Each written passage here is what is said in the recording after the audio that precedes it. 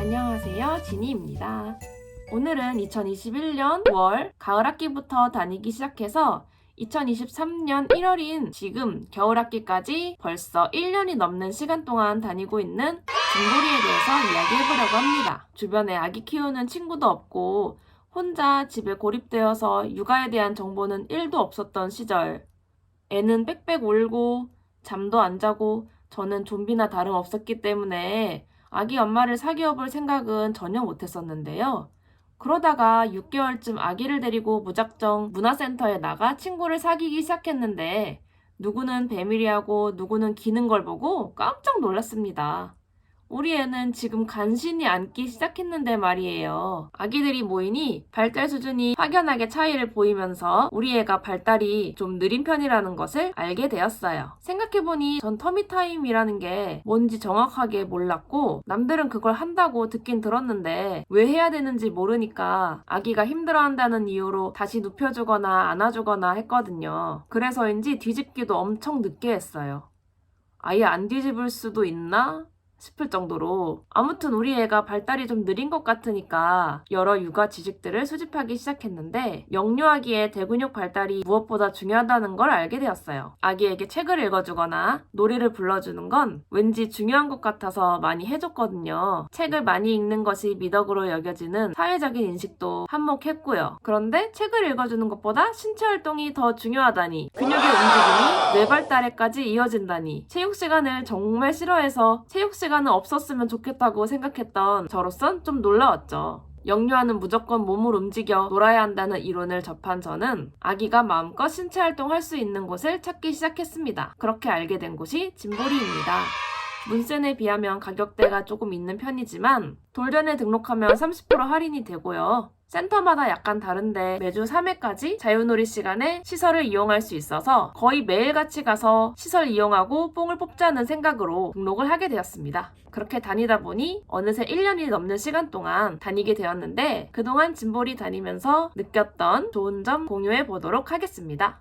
첫 번째, 깨끗한 실내 놀이터. 배밀이 하거나 기는 아기들, 아장아장 걷다가 넘어지기 일수인 아기들이 신체 놀이하기에 가장 좋은 실내 시설이 아닐까 싶어요. 키즈카페보다 깨끗하고 쾌적하게 관리되어 있는 건 물론이고 아기들 발달을 고려한 안전한 기구들, 또 2주마다 기구를 재배치하니까 같은 기구여도 새롭게 느껴지더라고요. 두 번째, 밝은 목소리로 반겨주시는 선생님들. 선생님들 텐션이 정말 높으시고 안녕하세요, 지유!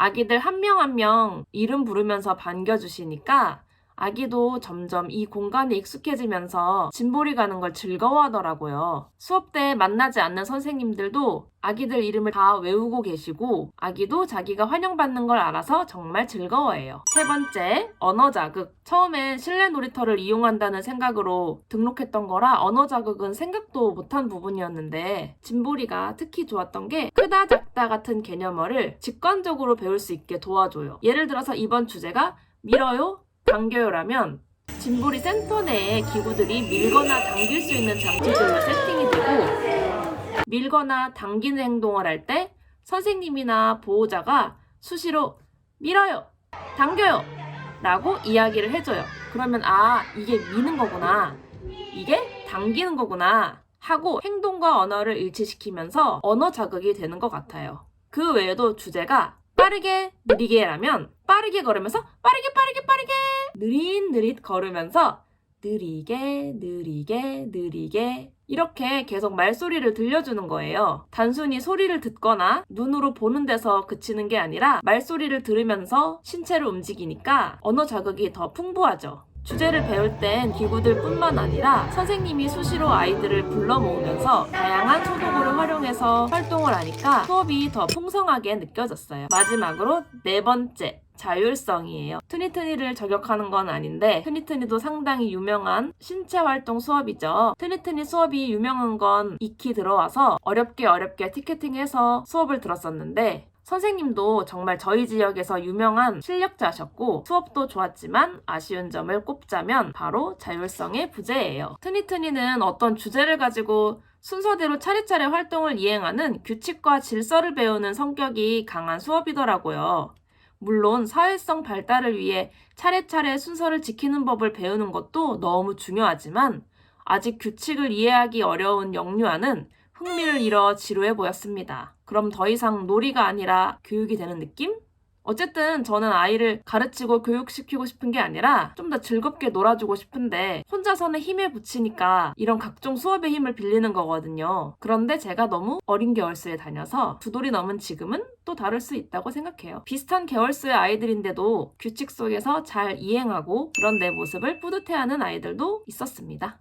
반면에 진보리는 제한된 공간 안에서 자유롭게 기구를 선택하고 그 안에서 충분히 주제에 맞는 활동을 할 수 있어요. 자유롭게 흩어져서 기구 활동하다가 중간중간 모여서 놀이하기도 하고 굳이 참여하지 않아도 각자의 놀이 방식을 선생님께서 존중해주시고 강요하지 않는 점이 좋더라고요. 트니트니는 활동 중에 아기가 흥미를 잃고 다른 행동을 하면 선생님께서 번쩍 들어올려서 참여를 유도하시는데 어찌 보면 아이한테 관심을 가져주시는 거니까 감사하기도 한데 저는 그냥 수업과 다른 행동을 해도 그 공간 안에서 충분히 자신이 탐색하고 즐기고 있다고 생각하거든요. 이건 제가 자율성이나 창의력에 관심이 많은 사람이라서 더 그렇게 느끼는 걸 수도 있어요. 그 외에도 다양한 퍼포먼스와 노래로 신나게 다닐 수 있어요. 저는 기어다니는 크롤러반부터 시작해서 워커반, 러너반, 현재 스토리 플레이어반까지 듣고 있는데 러너반까지는 진짜 강력 추천하는 입장이에요. 스토리 플레이어반은 이전의 수업과는 분위기가 확 다르게 바뀌면서 역할놀이, 상상놀이 중심으로 진행이 되는데 좋아하는 아기들도 있겠지만 저희 애는 그렇게 막 좋아하진 않았습니다. 아직 돌전이라면 30% 할인도 되니까 이거나 아장아장 걷는 아기들 강력 추천하고요. 아기랑 어떻게 놀아줄 수 있는지, 어떻게 말해줘야 하는지 양육자로서도 배울 수 있는 좋은 수업이라 생각합니다. 그럼 여기까지 영상 봐주신 분들 감사드리고요. 또 다른 좋은 영상으로 찾아뵙겠습니다.